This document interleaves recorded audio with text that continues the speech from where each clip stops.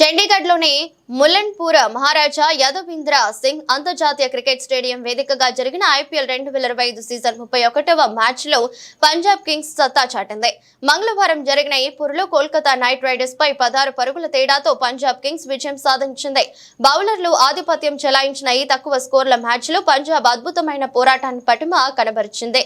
ముఖ్యంగా leg spinner Yuzvendra Chahal తన spin magic తో మ్యాచ్ ను మలుపు తిప్పగా చివర్లో పేసర్ మార్కో ఎన్సెన్ కీలక స్పెల్ తో పంజాబ్ విజయాన్ని ఖరారు చేశారు.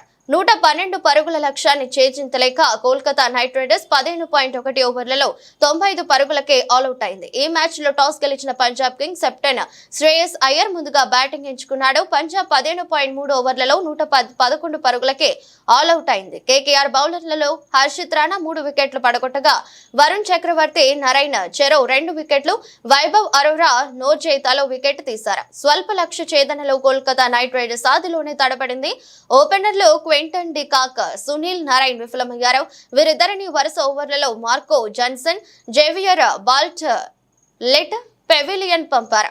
కెప్టెన్ అజింక్య రహానే, అంగక్రిష్ రఘువంశీ బంతుల్లో 37, 5 4లో ఒక 6 కాసేపు వికెట్ల పతనాన్ని అడ్డుకుని ఇన్నింగ్స్ ను చక్కదిద్దే ప్రయత్నం చేశారు.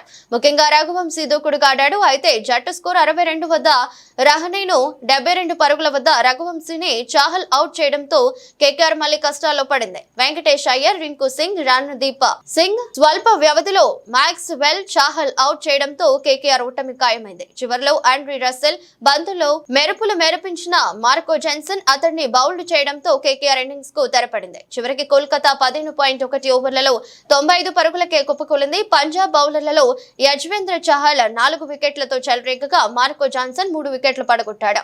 Arshdeep Singh, Glenn Maxwell, Xavier Bartlett తలో వికెట్ తీసి పంజాబ్ విజయంలో కీలక పాత్ర పోషించారు.